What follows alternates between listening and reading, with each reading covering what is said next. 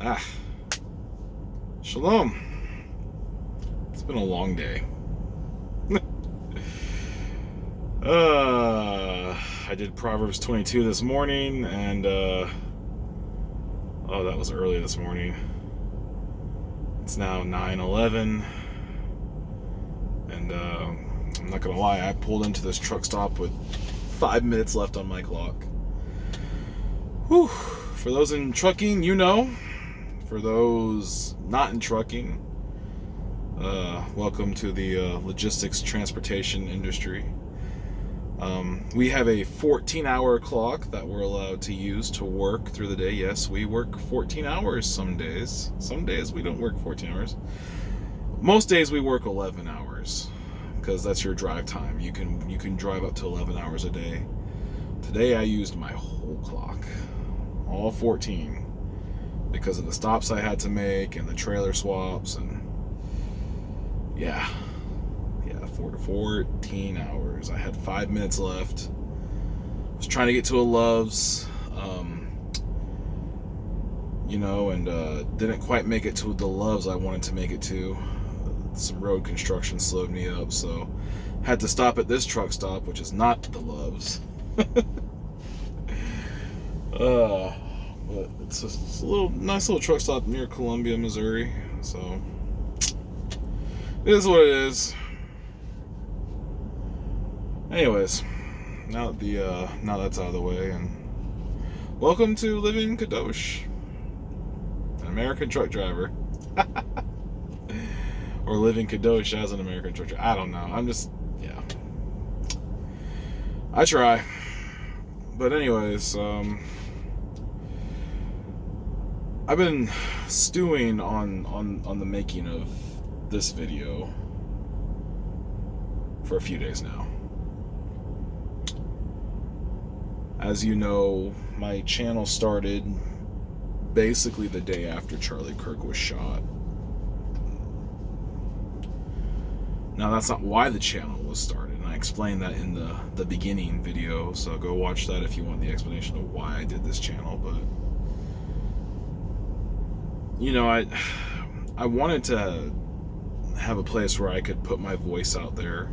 Not that it really matters much. I've got 3 subscribers. One of them is my wife, so I love you, babe, but I don't think that counts. The other 2, you know who you are.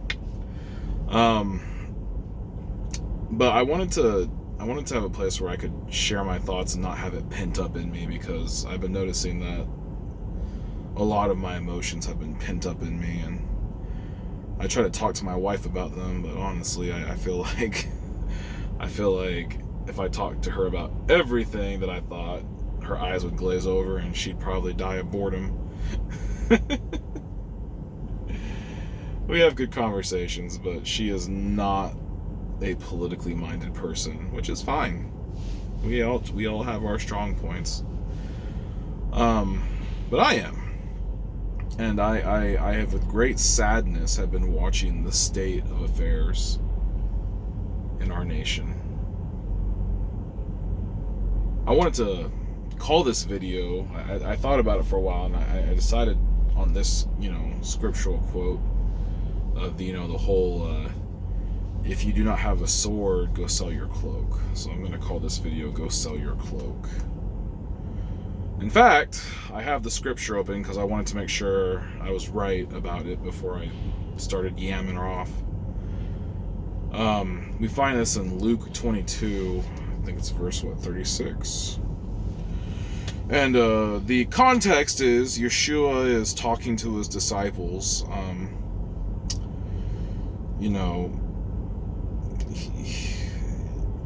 Unleavened bread's coming up, Passover's coming up. He knows he's about to undergo a lot of stuff.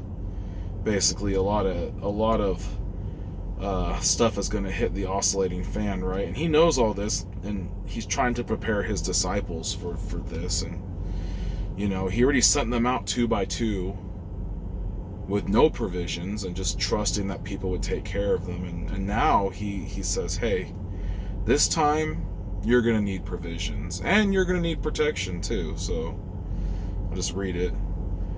I'll start in verse 35. And he said to them, when I sent you without purse and bag and sandals, did you lack any?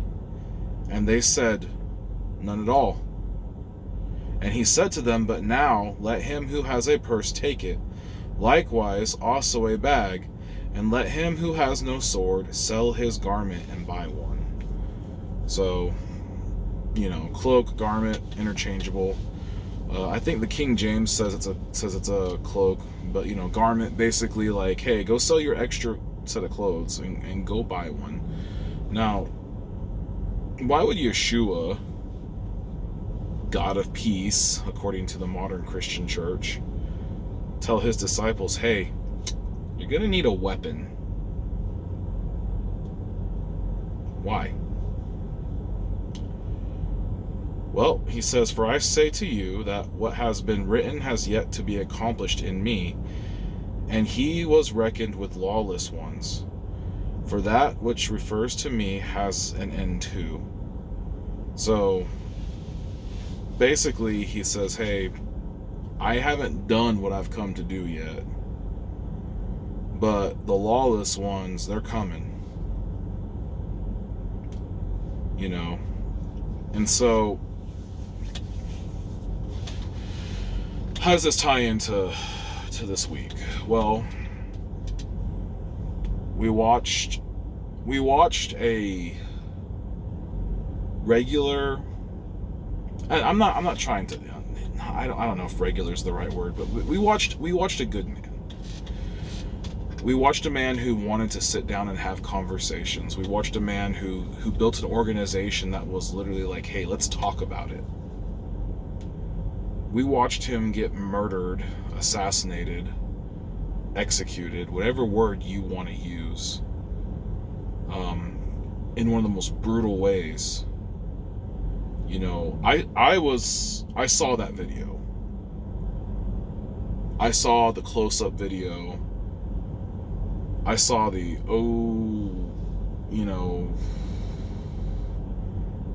I saw the oh crap amount of blood that came out of his neck, in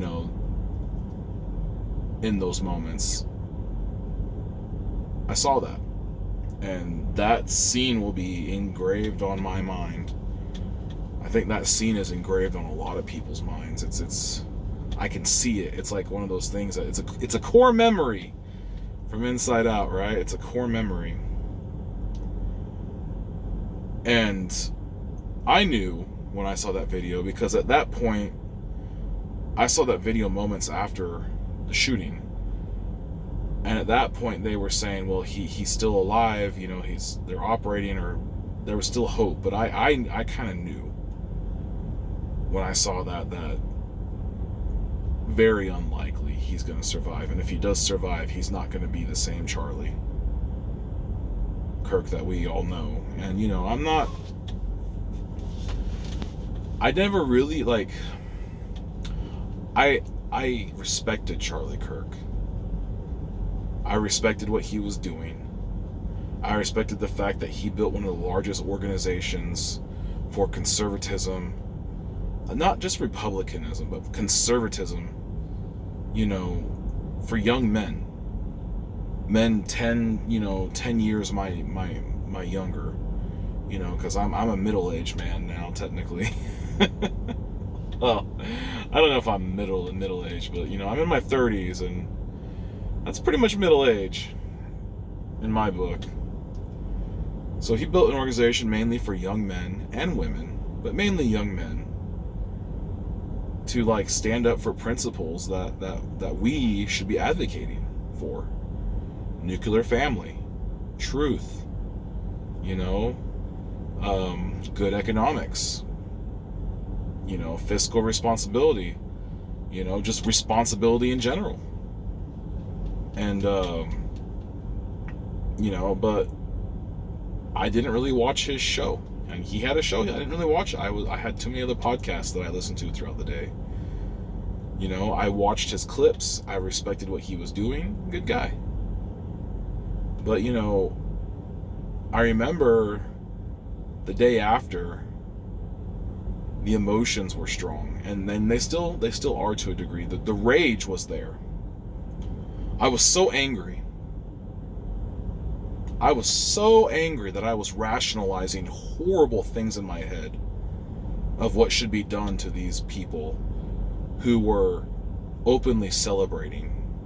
And, you know, for posterity's sake, yeah, they were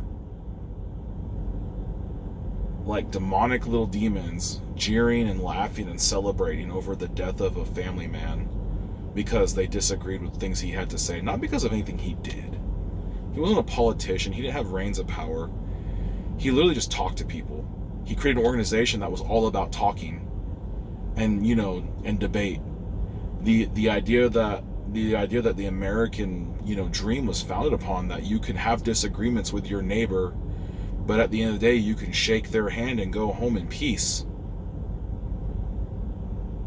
We've lost that in our society. That's no longer true.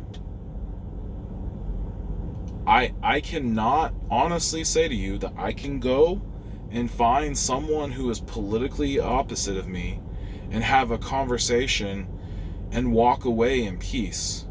Like, we may walk away without hurting each other, but the anger is there. You know, and honestly, in some of these areas, there will be violence because they are violent. You know, and I know all the fake media, you know, the fake news. They're citing statistics and stats that say, you know, oh, the right is more violent than the left. Yeah, it's funny that those statistics and stats that they're citing don't include the guy that got shot in Portland. Oh, look, a Trump supporter, bang, bang. They don't include all of 2020 and the riots, the Summer of Love. They don't include any of that. They don't include the dozens of times that conservatives were Patriot Prayer attacked in a park by Antifa.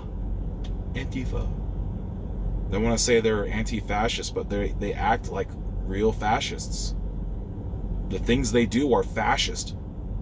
The not allowing people to speak, the attacking people they disagree with. It's just like the brown shirts and the black shirts. Go look that up. Go look brown shirts, Germany. Look at what those people were doing, and then look at what Antifa does today and tell me they're not fascist. But, you know, that's not what this is about. You know, I was listening to another YouTuber, and I don't really consider myself a YouTuber, so I was just listening to a guy who has a show, one of the you know, homestead shows out there. And I generally like him. You know, I listen to, whenever his videos come up, I listen to them because, you know, I find it interesting for his perspective on what he has to say. And, you know, I get where he comes from. You know, like, oh, well, we shouldn't be doing that on our side. Like, you know, Trump shouldn't be wielding the power, you know, to go after people's freedom of speech. And I get that. Like, yes, we shouldn't wield, you know, like, we shouldn't go after people's freedom of speech just because they're politically opposed to us or whatever, you know, like. But my question is, okay, so where's the off-ramp? They threw people in jail under Biden's administration. They threw people in jail for peaceably walking into a building. And like, oh no, that was J6, there was violence. Really? There was some violence. Yeah, there was some violence. But I want, you know, I just want to ask the question, who were all the supposed MAGA people who were wearing black clothes under their supposed MAGA gear with their faces covered, who were basically in every camera angle being as violent as they could, which is not a natural response. Now, I get it. Yes, there were people there who were true Republicans, who were true MAGA people, who were throwing punches after they themselves had been assaulted by the cops, after they themselves had been hit, you know, with you know, basically pepper spray. And I'm like, I'm not justifying J6, but there's a lot of questions that haven't been answered about that day. There's a lot. And by the grace of Yah, my wife was wise enough to say, hey, we shouldn't go because we have kids and it could get dangerous. Because I wanted to be there. We could have been there. I was off. She was off. We could have been there. I wanted to go see Trump speak. I'm glad I didn't, because there were literally old grandmas. I think she was 76 years old or something like that. She walked into the building following a crowd of people, and they arrested her and they threw her in prison. They put people in solitary confinement for weeks at a time.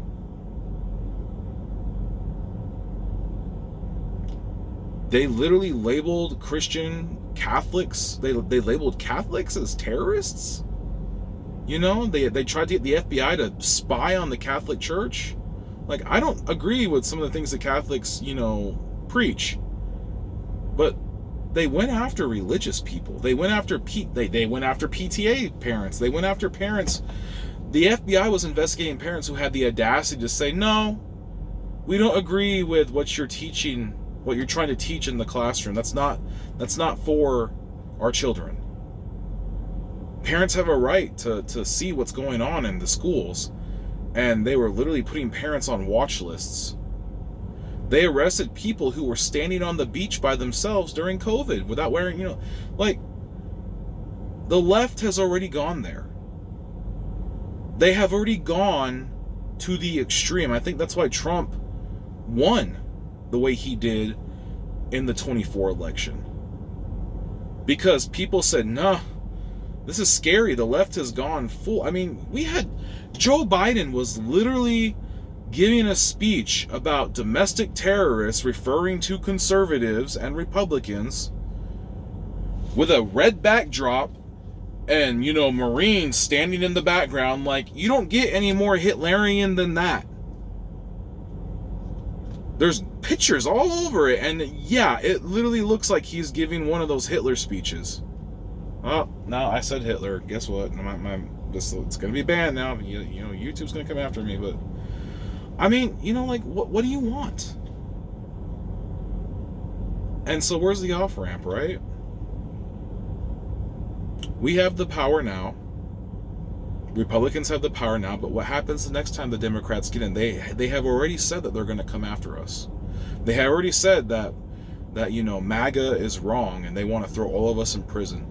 There are prominent leftists who are advocating for the death of anyone who supports MAGA. It doesn't matter if they're a big political figure or a small political figure. They were talking about putting us in re-education camps. So, my question is, where's the off-ramp? How do we come together as a peaceable society and have dialogue again without violence? And honestly, I would posit that that's not realistic anymore. Because the left has said that they have said, and now they use it as their justification. I've seen it with my own eyeballs on Facebook and Reddit. They justify assassination because, well, speech is violence. What he was saying, what Charlie was saying, was violence towards us. So we had the right, the justification to kill him publicly, in front of his friends, in front of his family, in front of, basically everyone who was watching from the entire world. They proclaimed loudly that they had the right to do that because, well, speech is violence. So if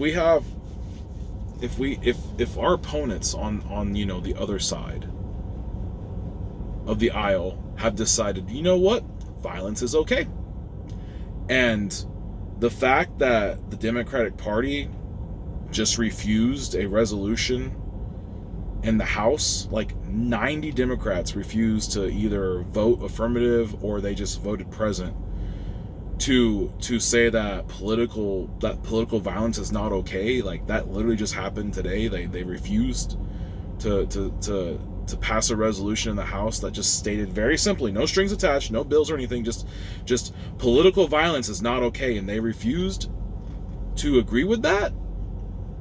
That kind of tells us everything we need to know. about where the left currently sits. They don't want just control. They want to kill you. They want you dead. If you're a conservative, they have decided that you're no longer a valid person. They have decided that you're no longer someone that can, be in society. And they have openly said this. You don't have to look very hard. You can go on to any one of these social media platforms and just kind of look at what the left is saying about conservatives right now. They don't want to coexist. There are little stickers on their bumpers that say coexist. They don't want that. That's a joke to them. They want people like you and me. They want us dead because we believe in certain things. We believe in God. We believe in country. We believe in truth. There are only two genders. Yeah, what I just said there, that's grounds for my execution according to the left. Or at the very least imprisonment.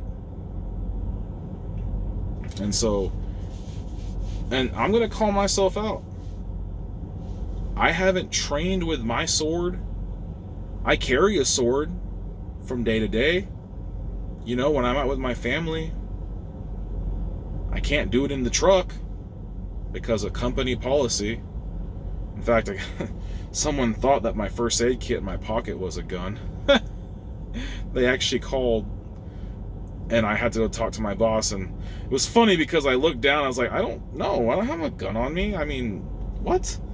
And I looked down at I was like, the only thing I have is my first aid kit, and I looked at it, and just because the way the tourniquet was sitting, and the big first aid, the individual, pouch I have, I was like in my pocket, and I was like, oh dang, that kind of does look like a gun.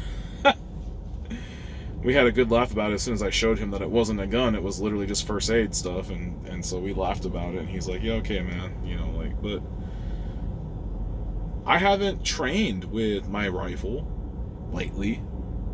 It's been a minute since I put on a plate carrier. It's been a minute. I don't even have all the gear that I want. Not to say that I even need. I don't even have all the gear that I need, technically. And my wife, in her military career, she knows how to handle weapons, but she hasn't trained lately. So, this as much as for me as for anyone else watching there, if you haven't sold your garment, your extra garment, your luxury items or whatever you have, if you haven't sold your unnecessary thing to go obtain a weapon and then know how to use it, training proficiency, I would submit now is the time. Because being a good Christian doesn't mean we just roll over and die when our enemies come at the gates. No. We need to defend ourselves. We need to be ready to defend ourselves. This is not a call for, and that's the other thing that's been annoying to me. I've been seeing a lot of Crusader iconography, like Christian warrior rise up. And you know what? I get it. I've been listening to some music lately and I'm like, yeah, cool. Like warrior of God, Holy Spirit, Adonai. Like, how's it go? El Shaddai, break their lines. I've been listening to some music that's like all about that, but on the social media, I've been seeing a lot of this, Crusader iconography. And I'm like, yeah, okay, cool. You guys really ready for that? Have you trained with your swords? Are you really ready for what that entails? Because, Trump just declared Antifa a terrorist organization today. Actually signed the declaration today. So unless, and my question is, unless men with nods and face paint start kicking doors in and rounding these people up, these radical leftists up, does it really matter? Great. They've been declared a terrorist organization. Is Trump actually going to flex that muscle? And if he does, what does that mean for the rest of us? Everyone almost wants to play this little game of like, oh, are we in civil war yet? Is it civil war yet? I would submit that we've been in civil You know, if not civil war, we've been in civil strife, you know, since George Floyd, and even probably before that, but really since the Summer of Love riots. COVID kind of cemented it. You know, the Summer of Love riots really cemented it. And, you know, there's a radical ideological difference between the right and the left. Like, that whole dial and knob, or that whole dial and switch thing is really, you know, I think the best, explanation. The left, they view violence like it's a knob. You can turn it up or down depending on the situation. For the right, it's a switch. And if that switch gets flipped, it will not be good. We're not having a civil society anymore, that's for sure. Because what it'll have to be is, it will have to be a purge. You know, the left likes to make all these videos about, you know, crazy apocalypse, you know, like, oh, the purge or whatever, like the movie. Like, they like to make these crazy videos about that. They don't realize what that looks like in a society that has the kind of access to weapons that we do. And thank y'all that we do, because I, for one, like my government to not have its boot on my neck, even though it kind of does. You know, it's just resting gently right now. It's not pushing down. But, you know, we're at that point where, are you physically fit if it goes down? I'm not. I'm working on it. That's the only thing I can say, is I'm working on it. I'm paying a lot more attention to my physical fitness and, you know, my ability to use the tools that I have than I have in a long time. Like, you know, I spent a long time talking with my wife about this stuff. Like, hey, we really need to kick it into high gear. Training, acquiring the tools, acquiring the knowledge. Because if you've got a set of eyes and a rational brain, you can see what's coming down the pike. I mean, there's no way of denying it. So if you haven't sold your cloak and obtained a sword yet, you better go do that. And you better figure out, you know, if you look around your neighborhood and there's pride flags hanging from the houses around you, you should probably think about going somewhere else. Don't be where the problem is. You know, that's one thing that I hear a lot in the communities that I listen to. Don't be where the problem is. If you're living in an area that they literally, the guy shoots up an ABC studio and then they let him out on bond the same day, like, maybe that's not the area that you want to live in, because the people who have the reins of power there are going to be opposed to you.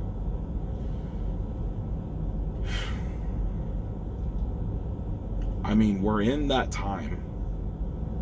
There's a sifting going on. The wheat and the chaff. The tares. The wheat and the tares. I think it's the tares.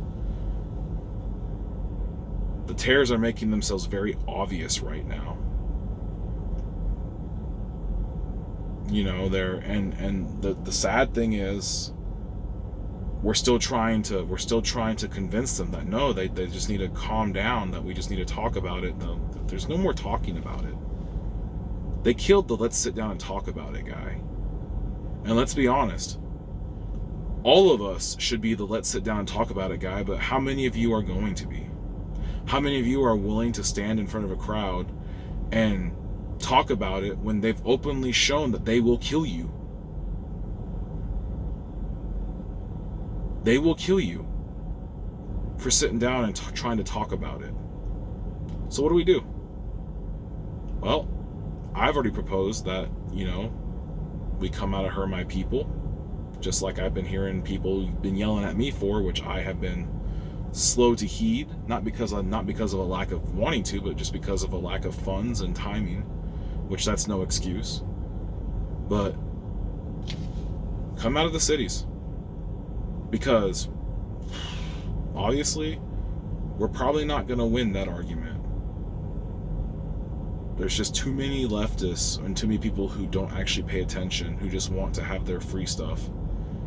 And, you know, are ideologically bought in. They believe what the news tells them. So come out of the cities. Find people to do life with. Find your tribe. You know, build resilience. you're not going to have 5G, internet in the mountains or in the countryside. It's just not going to happen. You can have Starlink, maybe, for as long as, Starlink is still, friendly. But you're not going to have all the luxury comforts of the city. I'm not going to be able to walk outside and 5 minutes to Walmart, 5 minutes to fast food, we can go have pizza or movies. And you're not going to have that. But you know what you are going to have? Less problems around you. Less violence when it all starts going bad. Acquire the knowledge. Acquire the tools. Acquire the training. You know how to stop a bleed? Do you have a tourniquet on you? Do you have first aid on you? I do.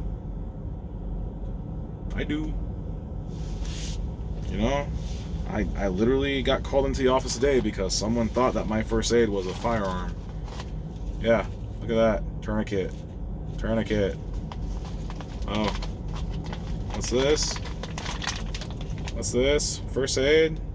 This is specifically a kiddo from Refuge Medical. Yeah. I carry that because I have kids, so I like the fact that it has a Slishman tourniquet in there. But do you have the tools and the equipment? So, anyways, that's kind of my thought on this. We're at the inflection point, right? I don't think we're going. I personally, and you may call me a pessimist. You may say, "Oh, well, you're just being pessimistic." You're just being pessimistic, man. It'll get better. We'll come around. I don't think we will. I think our society is dividing at an ever greater rate. I think that there's not going to be much time, unfortunately. I think there's not going to be much time left for people to prepare, to get out, to come out of Her My People. I think we're going to see the dissolution or the authoritarian crackdown of this country. And what I say when I say that is there's really only one thing you can do to stop the left at this point, and that's literally to be what they claim we already are. And that's, super authoritarian. Come down on them hard. Like I said, freaking Blackhawks, and special warfare dudes busting down doors and all that stuff. That's the only way you can really stop the left at this point is complete authoritarian crackdown on them, because you better believe it, they're gonna do that to us. Sorry, I'm dicking around. I dropped my key. Freaking trying to put on my first aid gear back in my shorts. But anyways, those are my thoughts. If you don't have a sword, you better think about obtaining one here soon. Shalom.